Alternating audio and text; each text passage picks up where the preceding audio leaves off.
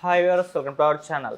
మహారాష్ట్రలో కూటమి తరపు నుంచి పవన్ కళ్యాణ్ గారు ప్రచారం చేయడం మనం చూస్తున్నాం. అయితే పవన్ కళ్యాణ్ గారు సభలన్నీ కూడా వర్కౌట్ అయిపోయాయి. బీజేపీ ప్లాన్ ప్రకారమే ఆయన ప్రసంగించారు. ఆయన మాటలు కూడా ఆ విధంగానే ఉన్నాయని చెప్పేసి బీజేపీ వాళ్ళు కూడా హర్షం వ్యక్తం చేస్తున్నారు. మరి అసలు వ్యూహం ఏంటి పవన్ కళ్యాణ్ గారితో ప్రచారం చేయించడంలో? మరి పవన్ కళ్యాణ్ గారు ఎటువంటి విషయాలు అక్కడ మాట్లాడారు? ఇదే అంశం మీద డిస్కస్ చేయడానికి ప్రజెంట్ మనతో పాటు జగదేవ్ గారు సీనియర్ జర్నలిస్ట్, వారితో ఒకసారి మాట్లాడదాం. సార్ నమస్కారం. సార్ నమస్తే సార్, బీజేపీకి పవన్ కళ్యాణ్ గారి రూపంలో ఒక అస్త్రం దొరికింది అని అంటున్నారు సార్. అంటే బీజేపీ ఏమేమి మాట్లాడాలి, అంటే ఏం మాట్లాడాలి మహారాష్ట్ర ప్రచారంలో అన్న దానికి పవన్ కళ్యాణ్ గారు సరైన సమాధానం చెప్పేశారు. ఆ సభలో ఆయన ప్రసంగం కానీ ఇవన్నీ చూసుకుంటే బీజేపీ సార్ కూటమి అధికారంలోకి రావడం కన్ఫామే అన్నట్టుగా ఉందని చెప్పేసి మాట్లాడుతున్నారు సార్. మరి అసలు మహారాష్ట్ర సభలో పవన్ కళ్యాణ్ గారు ఏం మాట్లాడారు, బీజేపీ వ్యూహం ఏ విధంగా ఉంది, మీరేం చెప్తారు? మహారాష్ట్ర ఎన్నికలు రేపే అనుకుంటాను. సో ఈ ఎన్నికల నేపథ్యంలో క్యాన్వాసింగ్కి ఎన్డీఏ కూటమిలో భాగస్వాములైన బాబు గారిని పవన్ కళ్యాణ్ గారు ఇద్దరు కూడా ఇన్వైట్ చేసినట్టుగా అన్నారు. బాబు గారు దురదృష్టవశాత్తు వాళ్ళ బ్రదర్ చనిపోయారు కాబట్టి మళ్ళీ బ్యాక్ వచ్చేసారు. ఢిల్లీ నుంచి అటు వెళ్తా అనుకున్నారు. ఇకపోతే పవన్ కళ్యాణ్ గారు వెళ్తే బాగుంటుంది అనేది ఒక అంశము. దాని తగ్గట్టుగానే వెళ్ళారు. వెళ్ళడమే కాకుండా సఫలీకృతమయ్యారన్నట్టు కూడా బీజేపీ వర్గాలు చెప్తున్నాయి. ఇక్కడ జనసేన వాళ్ళు మా నాయకుడు నేషనల్ స్థాయిలో మాట్లాడుతున్నాడని ఎంత సంబరపడిపోతున్నారో తెలియదు, కానీ బీజేపీ వాళ్ళు మాత్రం జనసేనాని పూర్తి స్థాయి బీజేపీ వాళ్ళ మాట్లాడుతున్నాడనే ఆనందం మాత్రం వ్యక్తపరుస్తున్నారంట.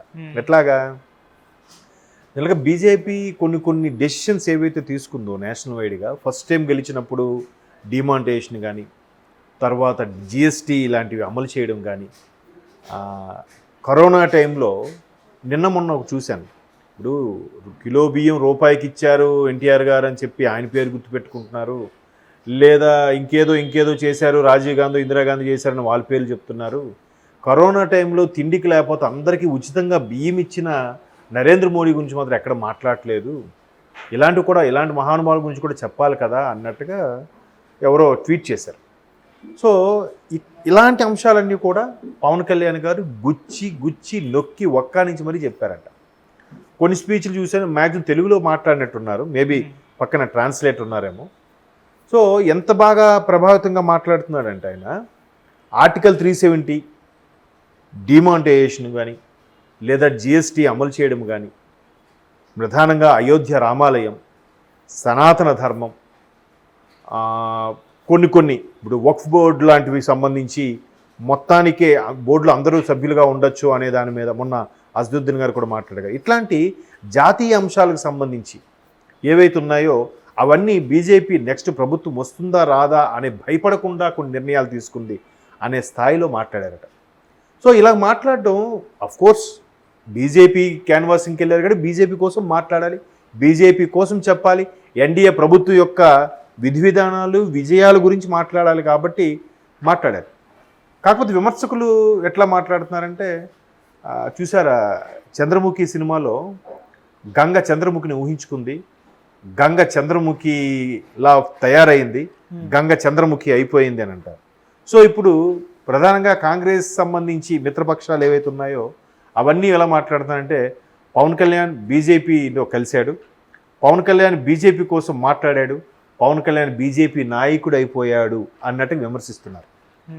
సో అక్కడ విమర్శించిన విషయం పక్కన పెడితే పాజిటివ్ థింకింగ్ ఏంటంటే, అరే ఈయనకి ఏదైతే పెట్టాలనుకున్నారో అది సఫలీకృతమైనట్టేగా. ఈయన క్యాన్వాసింగ్ చేస్తే ప్లస్ అవుద్ది అనుకున్న ఎన్డీఏ భాగస్వామ్యానికి సూపర్ కదా. ఇప్పుడు ఆయన పేరేంటి, ఠాక్రే, షిండే, బాల్ ఠాక్రే వారసులు ఆయన ఉద్ధవ్ ఠాక్రే, ఈయన కూడా ఏదో ఠాక్రే మన, అలాగే ఫడ్నవీస్ డిప్యూటీ సీఎం ఉన్నారు.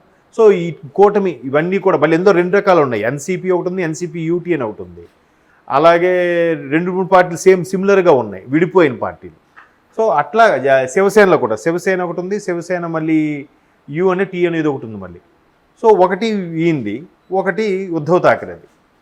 సో అట్లాంటి ఎన్డీఏ కూటమి భాగస్వామ్యాలకు అన్నిటికి కూడా ఫేవర్గా మాట్లాడి బీజేపీ ఏదైతే అస్త్రం సంధించిందో దాన్ని 100% సఫలీకృతం చేశాడనే చెప్పుకోవచ్చు.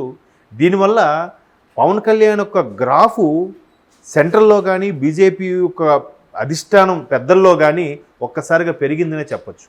ఎందుకంటే మేరా సాత్ పవన్ హై అని ఎటువంటి ఒక సాధారణ ఎమ్మెల్యే కూడా కాని రోజుల్లో కూడా నరేంద్ర మోదీ గారు తన పక్కన కూర్చోబెట్టుకుని మేరా సాత్ పవన్ హై అని అంటే ఆయన అప్పుడే ఏదో గుర్తించాడు, ఈయనలో ఏదో ఒక చరిష్మా ఉంది, మనకి యూటిలైజ్ అవుతుందని.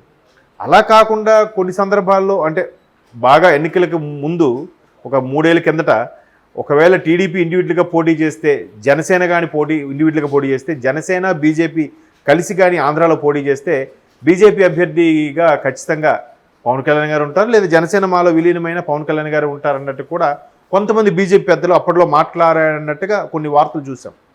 సో బీజేపీకి సనాతన ధర్మం గురించి లేదా వాళ్ళ యొక్క విజయాల గురించి, విజయావకాశాల గురించి ప్రస్ఫుటంగా ప్రజల్లోకి తీసుకెళ్ళగలిగాడు అనేది భాషాపరంగా కొంత డ్రాబ్యాక్ ఉన్నప్పటికీ ఆయన భావజాలము ట్రాన్స్లేట్ ఏదైతే ఉన్నారో అవి క్లియర్ కట్గా జనాలకు వెళ్ళాయని అభిప్రాయపడుతున్నారు.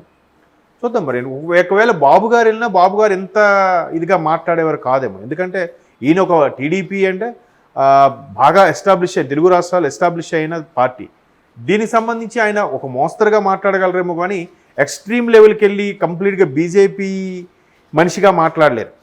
సో ఈయన రీసెంట్గా అభివృద్ధి చెందుతున్న పార్టీ కాబట్టి బీజేపీతో అటువంటి సత్సంబంధాలు ఉన్నాయి కాబట్టి మేబీ జనసేనాని బీజేపీ పూర్తి నాయకుడిగా మాట్లాడారన్న ఆశ్చర్యపోనక్కర్లేదు. అంటే అక్కడ సందర్భం ఎన్డీఏ కూటమిలో ప్రధాన భాగస్వామ్యం బీజేపీ కాబట్టి బీజేపీ గురించి మాట్లాడాలి.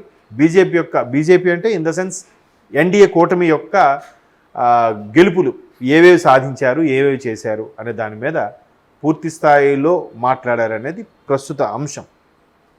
కాకపోతే విమర్శకులు అయితే ఇతను బీజేపీ అభ్యర్థిలాగా పూర్తి స్థాయి బీజేపీ అభ్యర్థిగా మాట్లాడాడు, రేపు పొద్దున బీజేపీ పూర్తి స్థాయి అలా అవకాశాలు కల్పిస్తుందా, జనసేన అనేది అందులోకి విలీనం అవుతుందా అని రకరకాల రూమర్స్, గాసిప్స్ అయితే వస్తున్నాయి. ఇప్పుడప్పుడే ఆయన అట్లాంటి ఆలోచన అయితే చేయడు. ఎందుకంటే ఎంపీగా పోటీ చేయమని ఆంధ్ర ఎలక్షన్స్కి అడిగినప్పుడు